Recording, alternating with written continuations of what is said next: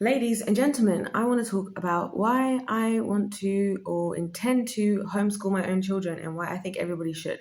Now, before I get into this is not, in this video, I'm not going to focus on things like schools indoctrinating kids and the brainwashing and all of that. I'm just going to focus on the objective truths I have observed between kids who go through the normal school system, public or private, and kids that are homeschooled. Because, first of all, I just want to go ahead and dispel this idea that homeschooling your children means that they sit at home doing worksheets, following like somebody on the computer or you all day, every day, like school, because that for me is already the area where I think we've completely misunderstood the opportunity of homeschooling. Because to me, I think with homeschooling, it's about making learning a enjoyable experience as something that your children want to continue into adults, because I believe if adults had the attitude of being a student of life as opposed to prideful people who think they know everything, the society would be a better place. So the idea is not to make them, put them through hell. One of the reasons I don't like the idea of putting my children into school is just this thing that children find school to be a dread a lot of the time. They find it to be a dread. They're unfocused. They're not interested. It's boring. It's tedious. A lot of the things don't make sense to them because they're very logical. I remember when I was in school, one of my things was the teachers would say, if you want to impress the examiner, then you need to do this. And I'm like, I don't care about the examiner. Who's the examiner? Who is he? And why do I care what he thinks or she? Why do I care? And who wrote these textbooks? And why should I be following the textbooks of this person? Because I don't know who this person is, right? This is how I was thinking in school. So when you're saying, oh, to impress the examiner, as if this is something to esteem to, like, I don't even know if I value these people to. I don't even know if these people are people that I even find inspirational. Like, because let me see their lifestyle. Because if their lifestyle like doesn't look like something that I want my lifestyle to look like, then I for sure don't care what they have to say about my education, right? And so I say that to say that I come from, and just to give a backstory for those people who have never seen me before, if this is the first video of seeing me in this location, I'm currently in Italy, by the way, guys. I do teach. I'm currently teaching a lot. As in, like, I haven't even gotten back to people right now because let's look, shock, absolute shock to the system. The private school parents are paying all this money, paying like upwards of £6,000 per term for the child to be in private school, and then they're still paying me because it's still not good enough, right? So I'm swamped with people wanting to do sessions with me. It's a lot, right? I need to expand. Actually, I'm in the process of doing that anyway, but I need to expand. If anybody teaches, especially the core subjects, math, sciences, and English, or other languages, please, please, please, please, please, please message me in my contacts. But anyway, so that's first of all the first reason, that I don't want to try and lie to my children that they need to impress somebody that they have no reason to be looking to be acknowledged by, for starters. Second of all, and this is a big one, my observation of having worked with so many kids. Now, I've worked offline in private tuition. I've worked offline out of school, independently teaching private tuition. I've also done just teaching the actual subject in preparation for the exams independently. I've also worked inside of schools, and I've also worked with all ages of school children. I've also worked with all ages of school kids outside of teaching, all the way from like literal babies up to plus 18 plus years old. So I have worked with hundreds of kids. I've also worked with kids in youth centers. I've also worked with kids who have been to like juvenile prisons. I've worked with so many young people you could not possibly imagine. That's why I have such specific ideas and ideals about things that other people may not have the same insights to. One observation that I've made as far as the school system goes is that I truly believe God has given every parent. I believe God chooses the parents on purpose. It's like, these kids I'm giving to you, I'm giving to you. Like, I'm giving them to you to look after, because I believe you have the tools to look after this child. So, for example, there's different traits about children that can get that they can be discouraged inside of them by the system because it's not the parents who are looking after them. So, for example, I'm a talkative person, and I was always been a talkative person. I talked to everybody in school. It didn't matter where you put me, who you put me next to, I'm talking to them. I'm by the end of the lesson, I know what their cat's name is. I know what they're doing on the weekend. I know who they fancy in school. Like I talk to people, right? So, but it was something that was very much villainized in school. So, whereas me as a teacher, when I encounter talkative children, I try to utilize that as opposed to make them feel bad about it because I recognize that's a personality type, right? That this child is not so talkative, is very talkative. That's nothing to demonize about them. It's not to try and get them to fit into some like box that another kid fits into. No, the other kid that doesn't fit into that box is in their own right doing who they are supposed to be, who God called for them to be. Because above all else, I believe that, as especially as women, right? If I look at like, oh gosh, are we going there? Let's not go there for this video. But I do believe our job is to build up in as far as inside the home. Build a home, build your family, build up your husband, build up your children, like as in build. Do you know what I'm saying? In that sense, a different kind of build that comes from nurturing, that comes from understanding, that comes from investing, that comes from, you know what I'm saying? Because when you do that, that's why I think women are pretty good at teaching in general, because we're supposed to be good at it, because we're supposed to be that kind of nurturing, thing. Now, unfortunately, in the school system, if teachers don't get your child or they don't see why your child behaves in a certain type of way, they can immediately villainize the very things I believe God wants God put inside those children for the better. So some children, they might be like very, I don't know, like you could have young men. A lot of young men out there are highly affected. Young men are super affected by this in school because you have a lot of intelligent young men who are not interested in what they have to do because it's too easy for them. I get it. I get it. If something's too easy for you, it's boring. You want something that challenges you. What ends up happening is that teachers, and this does happen, people say, oh, teachers don't hate kids. Some teachers do dislike certain kids. I can tell you that as somebody who's worked amongst teachers, some teachers do actually dislike a lot of kids, right? Especially young people, young men and women who are intelligent but don't really care about school.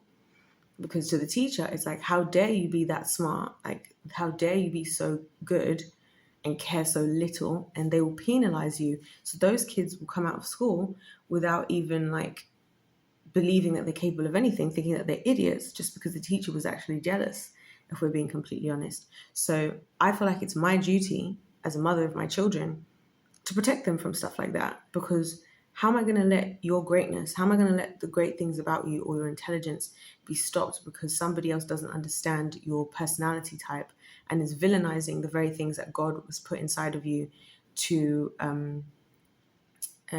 help you in your life? Because what happens a lot of times with a lot of children, especially like, because the funny story about me is I know a lot of mums, stay-at-home mums. So I don't know how it happens, but I just do.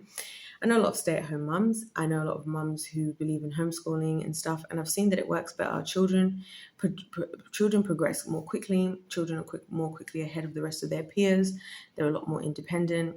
There's a lot of things you can do as homeschooling that you can't do in a school setting. So to me, homeschooling isn't sitting my kids down 5 days a week. First of all, I already think the amount of time that kids spend in school is unnecessary.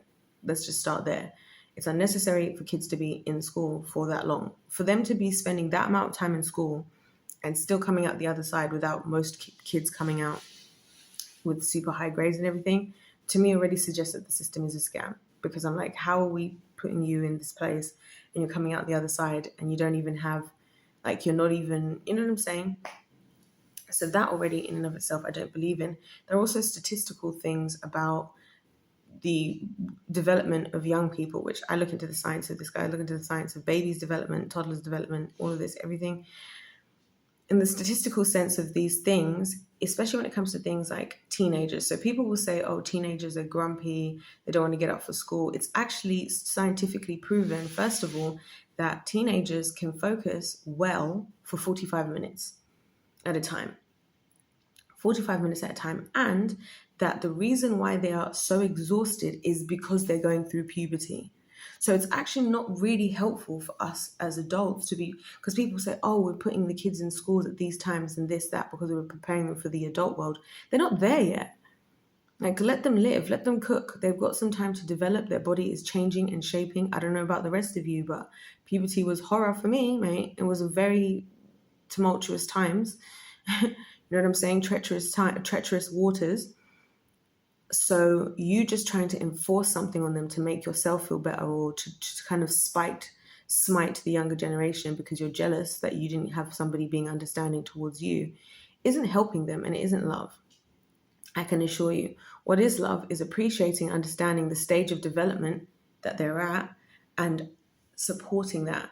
On top of that, if you're homeschooling your kids, right, not only can you be free to change things, because the thing with kids, and this is what I think, I don't know why the world hates children so much, but Western world, the world, a lot of people hate children so much because, like, I'm of the thinking that I don't know why a lot of people today, a lot of adults have this mentality of like, oh, I didn't have to go through this and I turned out okay. Like, I didn't have to go through a lot of things that kids today didn't go through, and I didn't turn out okay. And I thank God, often in tears, that they are not going through what I had to go through.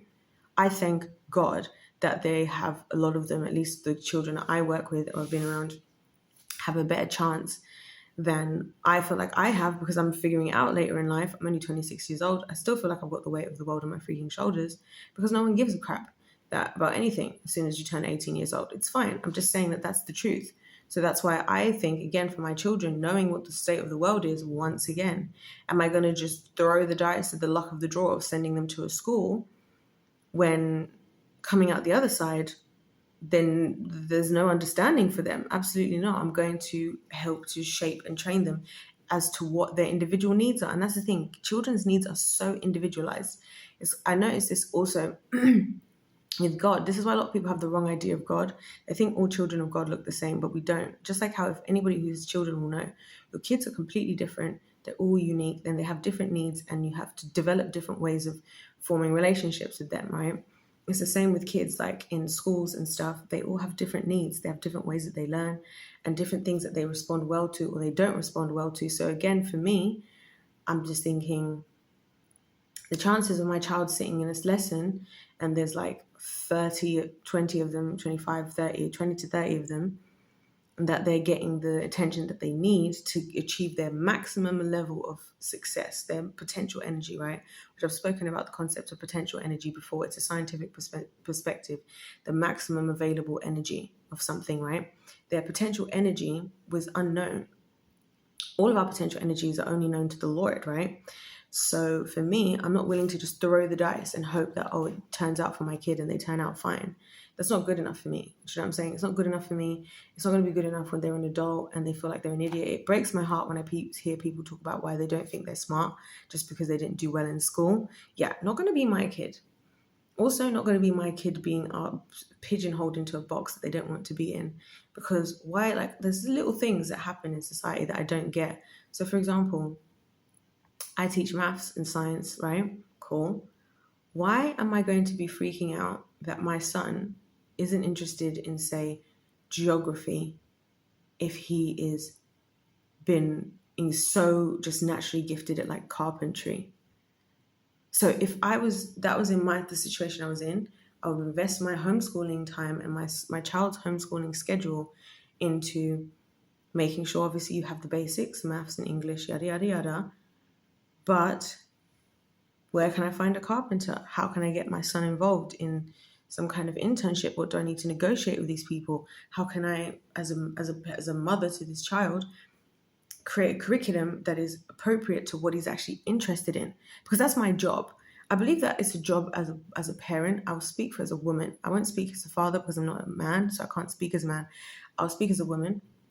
It's my job as a mother to be observing my child and giving my child what they need on the pathway of where they are clearly going. Because I believe the true purpose of us all is in childhood. I believe we all know, as children, we all knew our childhood, our purpose. It's the rest of the world, it's the school system, it's other things that deter us from the very truth that's in front of our faces of what we're supposed to be doing. And so for my kids, if I notice that you're really good at something or you really like something, I'm not going to limit you. And this is why I purposely keep in my brain things that I notice that I think would be unusual but really good tasks of things to do with my children, depending on whatever the hell they want to do, whatever the hell they want to do, right? My only thing would be just be excellent at it and make sure that you can make sense for your own family life. You know what I'm saying? And where you want to go in life, and everything like that. And then help to steward that, because that's what childhood is supposed to be about. Childhood is not supposed to be about figuring out what gender you are. Childhood is not supposed to be about being the equivalent to a house pet. There are dogs being treated better than children in this day and age. It's not about you being born to be the slave to your parents because they've decided that they've had you. Now you owe them everything just because they decided to have a moment of pleasure and your dad climax. I'm not going to get into the explicities of it all, right? And now because you guys decided to have sex, now I've been born to be a slave to you. Absolutely not. No, no, no, no. You steward those children in whatever direction the Lord is guiding them in, because the Lord has placed everything inside of them that they need. And I think about this, I think about the story in the Bible of David and Solomon, right? Because David was alive during a time of war, right? And Solomon was alive during a time of peace. And so what happened is David gave to Solomon, right? He gave him the resources that he needed, and he gave him the blueprints to build God's temple. David couldn't do it in his time because of the war, right? Solomon, what happens for David to have actually been a true parent, father to Solomon? What was the result? The result was generational wealth. When I say wealth, I'm not talking about money. I'm talking about wealth in the world, right? As in, like, to me, owning things like owning land, having your own like produce, growing your own produce, things like being able to build your own houses, things like all of this is wealth, right? For me, my brain is wealth, because I can, if the school system crashes, who cares? Because guess what? I can teach everybody's kids because I teach the most difficult subjects, which means I can easily pick up the other subjects because in order to get to here, I have to understand most of those other ones anyway. And understanding the ones I do understand gives me a greater level of insight with all the other subjects. So realistically, I could teach any subject that I want to teach, if I'm being completely honest. If I set my mind to it, I could teach any subject that I wanted to teach realistically to a certain degree, at least to a high enough level to get children to where they need to be to take that next step on their journey. So to me, that's wealth. And that's something about when I say wealth. So Solomon now goes on, he becomes, what does he ask God for? Wisdom. Why does he ask God for wisdom? Because he realizes he's got this responsibility and he's got the resources of his father, he's got the blueprints of his father. And so Solomon goes on to become the wealthiest and the wisest in all the land. And there you go, right? And so it's like, as a parent, I think, and now I want to address something while we're here still. When we talk about any of these issues, we cannot talk about them in a completely isolated manner for the specific purposes of the fact that the one thing that a lot of people are going to be thinking in this moment is, well, how can I homeschool when I have this job, ... I get it. Now, I'm going to say something unpopular. And I can say this because part of the reason that I walked away from doing what I was doing before is I realized that it was not conducive for me having a family for what I wanted to do. Funny story, when I was 13 years old, I wanted to become a doctor and I was really planning on going to medical school. Then I did the math and I realized it's going to take me X amount of years. I think it was like 10 years or something, maybe even more, before I become fully qualified. And then I'm likely going to be working 12 hours a day. That's what people don't tell you, especially if you're not like a doctor in certain situations, is that a lot of doctors, the reason why they make so much money is because they just work loads of extra time. They have to do that, right? And so for me, I was like, I can't be working 12 hours a day because who the hell is looking after my children? And I'm not about to start working just to pay money to pay somebody else to look after my kids. It's not going to happen. And the other thing is, who the hell am I trusting with my kids in the first place? Because in a world, maybe it's my own traumas that I've been through that are attached. A lot of them attached to people who have looked after me, related or non-related, whatever. And who's looking after my kids? Because the only person I've been able to vet up until this point that I feel comfortable 100% with looking after these kids is the person I'm having the kids with, right? Not to say that there's not other people that you would trust, like, but I'm just saying that I don't want ever to be in a situation where I'm stuck. And so you have to, in life, you have to plan and strategize. I had to say, I'm going to have to risk, I'm going to have to sacrifice. If I'm serious about this, I'm going to have to sacrifice certain things. I'm going to have to sacrifice certain things in order to do what I want to do as far as my priority list. If my priority list is more, I want to do flashier jobs that give me people look at me with a higher sense of status and all of that, and that's my priority over being the parent I feel like my children deserve. That's my choice, but I've chosen my priorities. If I want to prioritize my children, that might mean doing something I'm not necessarily as excited about doing, but that will enable me. That's why why am I able to travel right now? Because I made sure that all my work, I was the process. It took me a couple of years, but I started processing everything so that I can do everything online that I need to do for work, which means I can cancel when I need to, I can move it when I need to, which means when I have children, they can be my number one priority and everything else can come around that. When I have a family, when I have a husband, everything else can come around that because I've enabled it. So my point is saying that failure to plan is planning to fail. Yeah, of course you might be in a situation right now, but we're also in a very, very good situation as far as we've just come out from this whole pandemonium, right? Now is better than ever to be negotiating between you and your spouse. I'm speaking to women in this case, negotiating between you and your spouse, between, well, what kind of days can I do work from home, or can we do this? Like, how are we going to make this work? How are we going to integrate this, right? Especially if you're a private school parent, because a lot of private school parents, you could utilize that money in a much more efficient type of way, right? And so I'm very passionate about this whole education thing also, just because I want to see the kids win. I'm sick of people coming out from school. Every time I tell somebody, oh, I teach maths and chemistry, they're always like, oh my gosh, those subjects are so hard. I'm like, yeah, you say that, but there's not one person I've ever taught who can't do it. And that's what makes me know that it's the system that crushes people's spirits. We were born as kids, we're imaginative, we dream, we love hard, we are free, right? Everything is black and white, and then we just get battered and battered by the world, and we get battered by the education system, and then we just all accept this lower version of existence as something that is the best that we're going to get. And I'm like, absolutely not over here on the winning team. On the winning team, we're here to win. On the winning team, we're here to thrive. The winning team, we know that God gave us the power to to succeed, to win, to live a life that is worth living, to wake up looking forward to the life that we're into. You know what I'm saying? And so our job is to take it seriously enough to do something. Yeah, if you just sit back as a victim, as a passive coward in all of this, of course you're going to be battered. But I'm a true believer because I can say I believe this stuff because I live it. I practice what I preach, and I practice before I preach in the first place. If that makes sense. When you decide you want to make something happen, if you're that serious about it, it will happen because God gave us that level of power. So to me, it's like, it's not about how am I going to make sure that I can homeschool. This seems impossible. It's like, I'm going to make it possible. I'm going to. Even as far back as doing my degree at 18 years old, I was already thinking about homeschooling then. I was like, I'm going to do this degree because if I do chemistry, it's one of the hardest subjects. I'm covering maths, I'm covering all the sciences, and I have to cover a lot of other things on top of it. Anyway, like history, geography, and all that comes into it as well. English, because I have to write these long, very scientifically worded essays. I was like, if I complete this degree, I will feel confident in homeschooling my children. Like, you gotta plan ahead, and you gotta be an active participant in your success in your life and your family.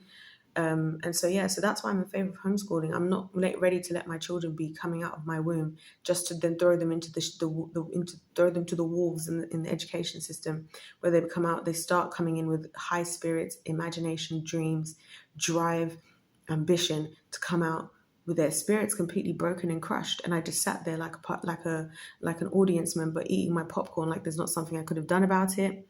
Guys, that's not how we operate on the winning team. We're winners around here. We're not victims, we're victors.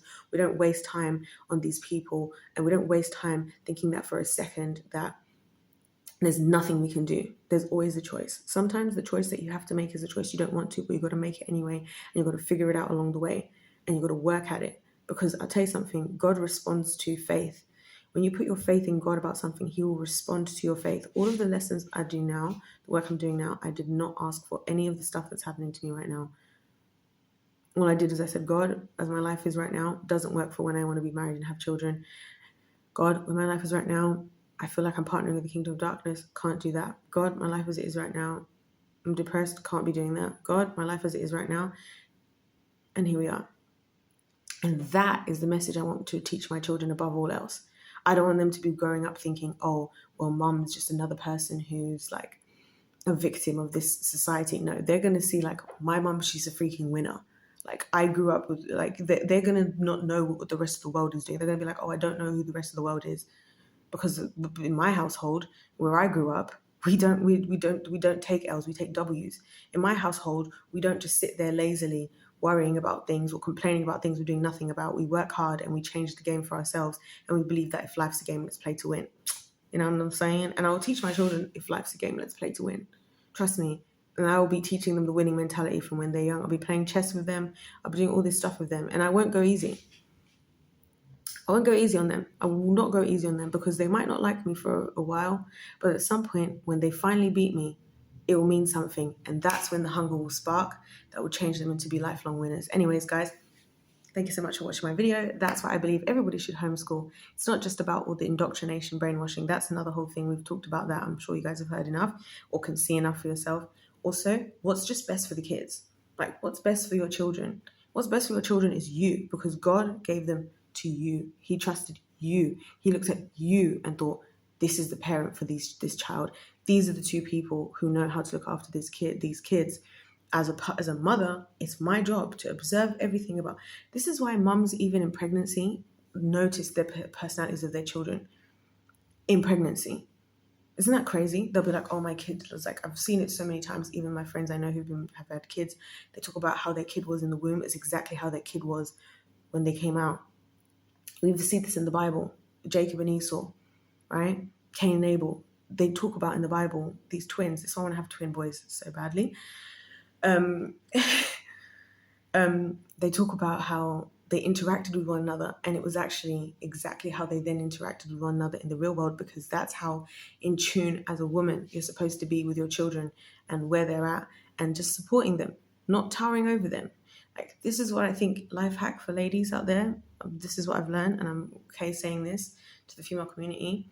We have to learn the art in our families of nurturing and helping by building up, not towering over, right? Build up, don't tower over. Do you know what I'm saying? Nurture. Don't just like interrogate. I don't know what the right word would be. You know what I'm saying? Because when you do that, you uplift the people in your household. You want them to feel like, wow, I feel so much better after being around her. I feel so much better when my mum believes in me. You know what I'm saying? My wife believes in me. Not none of this like, oh, you're there just waiting for the failure. Like, I told you this was going to happen. No. Anyways, guys, I've been clearly spending a lot of time with the Lord, because I'm just here loving life and just thinking about all this stuff and how much I just would love to just my kids to not. I would feel so happy. There's nothing that would make me happier than knowing that their education is in the safety of the household that I've built alongside their father, and not this system that is like wolves. And I'll say one last thing about public school that I have an issue with. It's got nothing to do with the other stuff. Is the other kids that are coming there, you can't control what type of households they come from. So you're basically sending your child into a cesspool of kids. Some kids, you don't know what they've got going on at home, you don't know what their parents are, and they're going to influence your children as well. Because the other benefit of homeschooling is there are a lot of. I've looked into all of this, guys. I've looked into it all. there are homeschool communities. Also, I think if somebody takes, like, if I was to be in a community and start doing this, it'll catch on. It will catch on. I'll just have to go and start talking to the other women, like, hey, I'm running this homeschooling club. Before you know it, this whole community, we built a homeschooling society little thing that we've got going on, right? And we can all be present, because that's the other thing. I want to be present with whatever's going on in my children as much as I need to be, right? So I can see what's going on. So I'm not being surprised. So I can supervise, right? Because kids in schools are highly unsupervised. And that's also part of the reason of what the issues a lot of people are complaining about the young people today. Yeah, they're highly unsupervised. They're unsupervised a lot of the time during the day, and they're supervised a lot of the time on the internet. So, yeah, what do you expect? Do you expect they're going to turn out like these perfect, lovely little virgin angels? Probably not. Have you been on the internet recently? Oh, you have? Yeah. So, is that what you see on there? Oh, no, no. Have you been out unsupervised in the world recently? Okay. Did you come out a virgin angel innocent? No? Oh, okay. That's all I got to say.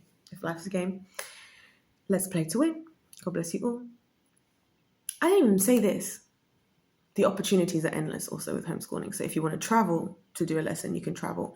If you want to let your child do whatever, they can do whatever they want, and you can take them there, and they can be wherever in the world they need to be. It literally opens up the floodgates of opportunity for them by you deciding to homeschool. Anyways, God bless every single one of you, and I'll see you in my next one.